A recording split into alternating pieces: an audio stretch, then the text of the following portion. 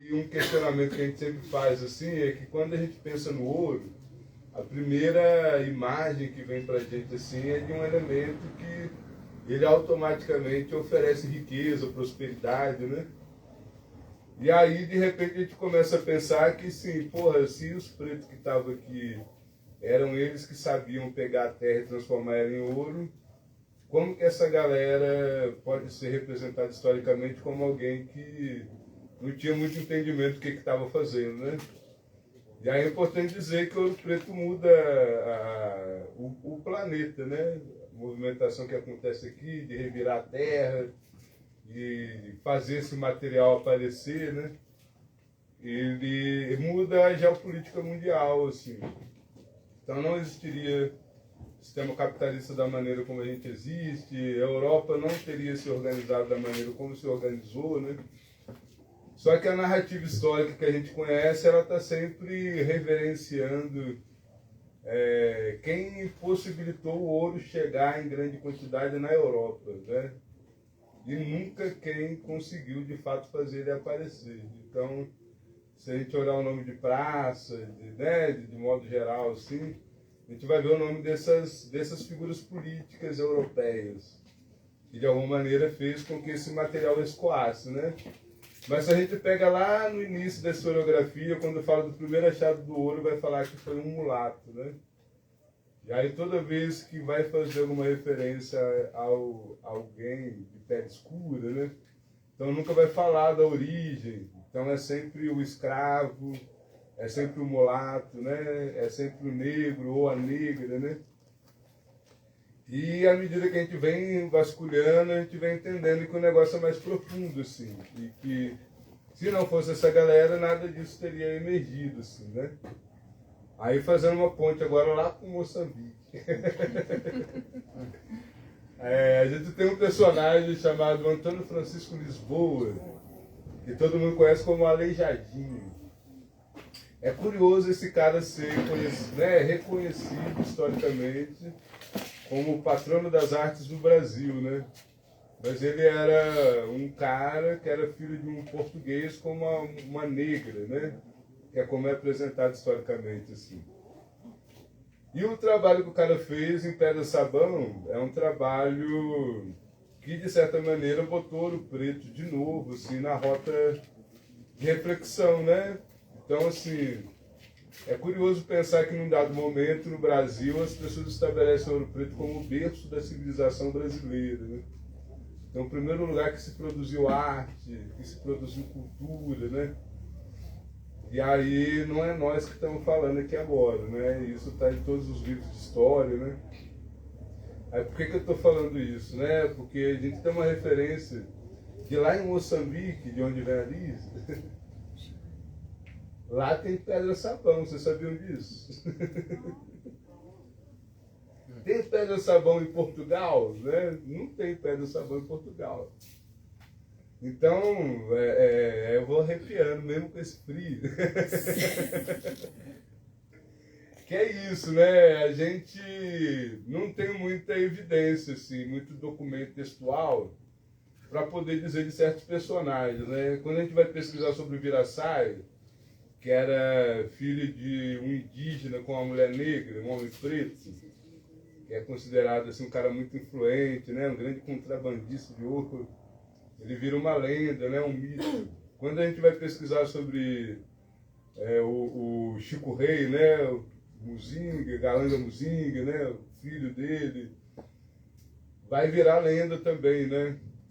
Então toda vez que a gente aproxima de alguém que é preto, que de alguma maneira, dentro desse contexto de grandiosidades, poderia ser uma referência para a gente, vira lenda ou vira mito, né?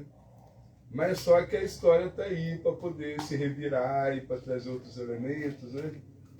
Então eu queria provocar a Lísia, né? Que é uma mulher, né, moçambicana desse território, né? Que está aqui com a gente, fazendo, né? Está aqui no processo de doutoramento em História, né? Então, eu acho que a história é o que nos traz, né? Aqui, estamos aqui presentes, assim. Então, e é isso, assim, né? A intenção do movimento, né, que a gente está iniciando hoje, é como que a partir de então a gente comece, de fato, assim, a pensar junto o que Ouro Preto oferece para a gente entender de verdade, né? E essa interpretação que ela está para além dos textos, né? Ela está para a gente interpretar a matéria, né? Já que aquilo que os nossos ancestrais fizeram não foi descrito, né?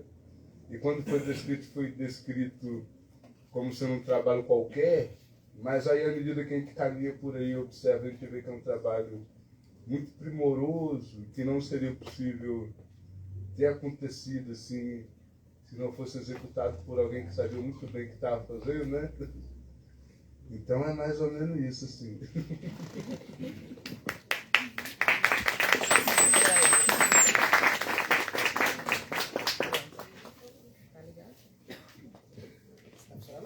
Muito obrigada. Boa noite a todos aqui presentes. Boa noite. Mulheres bonitas estão aqui, moças bonitas. Temos também homens bonitos, lindos. Isso é a transcendência da vida iluminada pela vida humana, mas sim iluminada também pela africanidade que aqui está cheia. Meu Deus, que bom. Mas, ok, essa provocação é boa, é muito boa. Mas dizer que não paremos nas fontes escritas, porque a África é uma oralidade. E a África é uma oralidade, a escrita antecede aquilo que é a oralidade primeiro. E a gente preserva muito isso. Isto para dizer o quê?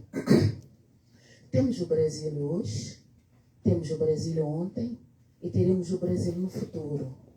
Este Brasil que nós estamos a ver hoje, ela é uma escultura, ela é uma casa, é uma arquitetura, é uma nação, mas nação essa que foi feita pela pele negra, pela africana.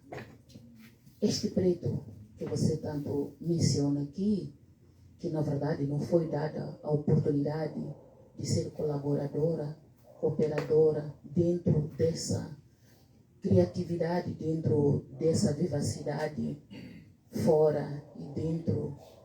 Na verdade, ela existe, porque este português, quando está sentado, sabe que mesmo onde ele está porque o africano esteve lá e construiu esta África. Então, a África é grande. Trazer esta, na verdade, diversidade diaspórica, cultural que você está a trazer sobre o Moçambique, o Brasil, a África, o Brasil. Primeiro, talvez dizer que a África não só é a África porque os 54 países estão lá. 54 países que são todas elas transformadoras, criadoras de uma identidade, de uma nação, de uma cultura e daquilo que é vivido por nós dentro da própria alicerce cultural. Isto é, a partilha da vida em si, mesmo fora na diáspora. Não é por acaso que muitos de vocês acredito que me conhecem e quando cruzam conosco estamos sempre em grupo. Acho que acabam se estranhando. Por que essa gente está sempre junto? É porque não é só a união em si, como ela foi traçada no pan-africanismo, que na verdade este Brasil que nós estamos a falar dele também deu a sua mão, mas é mesmo pela humildade e pela nossa vivência que a gente acaba transportando, como você falou do Aleijadinho, que na verdade a sua história pode estar a ser contada aqui no Brasil, mas eu gostaria de recomendar ao meu filósofo aqui para aprofundar mais sobre a própria história do Aleijadinho, como é que ele na verdade aparece nessa escultura, nesse trabalho de pedra, porque pedra e sabão é nosso, é na Maacha. Na Maacha está no sul de Moçambique, na província de Maputo. E a gente trabalha a pedra. A gente vive esta pedra e sabão que aqui nós temos. Muitas coisas que a gente viu aqui, a gente não estranhou, não. A gente não estranhou porque, além dessa inteligência, dessa engenharia que o africano trouxe no Brasil, a gente já vive nela. Hoje nós temos essas igrejas, temos essas casas, na verdade, como elas foram feitas. Mas a própria raiz da palhota nós chamamos palhota, que é uma casa de barro, caniço, se chama os créditos, levam mais para o caniçado. Ele é trabalhado. A gente trabalha em Moçambique, não só em Moçambique, em toda a África ela é trabalhada. E se ela é trabalhada em toda a África, a gente faz uma viagem para a diáspora, chega aqui e vê. Oh, meu Deus, primeira vez a chegar no Brasil, eu disse na aula da Janete, Africanidades, olha lá, eu não sei se estou fora ou estou em casa. Eu pensei que ir ao Brasil estaria a ver outra coisa diferente. Mas o que eu estou a ver é que é muita coisa. Se eu vejo, por exemplo, a entrada de BH, eu estou a ver Mafalala, em Maputo. A entrada em si, a sua arquitetura, a forma como ela está arquitetada, a forma como ela é feita. Mas tudo isso vem em nós justificando aquilo que é a epistemologia da própria palavra da vida, de como é que o africano construiu este Brasil.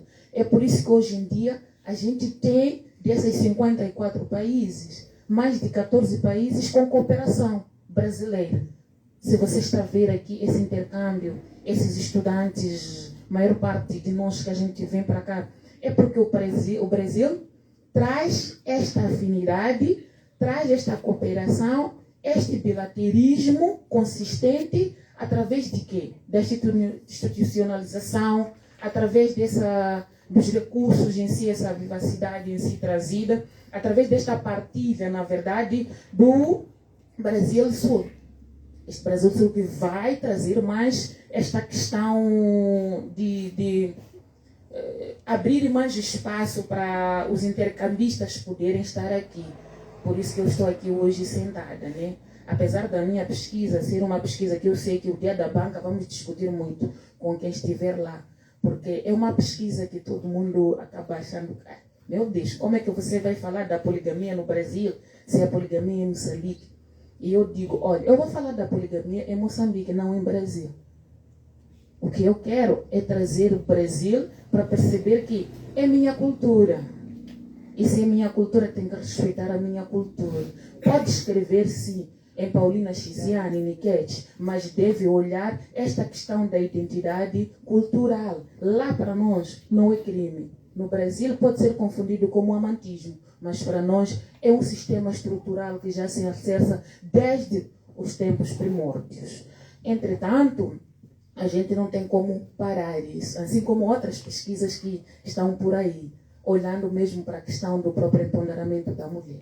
Então, esta questão bilateral que você está a trazer aqui sobre a própria construção histórica, eu acho que o que a gente tem que fazer é não parar. É não parar. Isto que vocês estão a fazer é trazer a África, é mostrar a África, que a África está presente, gente. Ninguém vai apagar isso. A África é a história. Eu costumo dizer, olha, estou no Brasil sim, mas para os meus irmãos que estão em casa, se querem falar do Brasil, eles devem buscar uma identidade muito promissora. 3 estádios. Não sei se são estádios, não sei, vão me ajudar, não sou muito disso. Mas temos 3 locais que você pode encontrar a história de Brasil, fazer uma comparação com uma parte da história de Moçambique, a parte da Bahia. Bahia, quando tu entras, estás naquela parte mais elevada, tu consegues ver a história de Moçambique lá presente. Quando tu desces para o Rio de Janeiro, vais vivenciar o conceito linguístico, as etnias linguísticas que estão lá dispersas. Tu vais encontrar o Moçambique. E o Moçambique está lá. Angola está lá. Guiné-Bissau está lá. São Tomé e Príncipe está lá. Não só os países da CPLP. Vais viajar, mas vais encontrar que a arquitetura em si, de Camarões, de Senegal, está lá. Então, temos essa essência de fazer crescer, trazer esta escrita, mas sem se esquecer de que a África é uma oralidade em si. A África precisa de ser vivenciada, precisa de ser trazida e precisa de ser partilhada. Nós tivemos, vou falar aqui de um escultor nosso que morreu há bastante tempo, o Malangatano. Malangatano foi um renomado escultor que trabalhava não somente a madeira, a árvore, mas trabalhou a pedra também.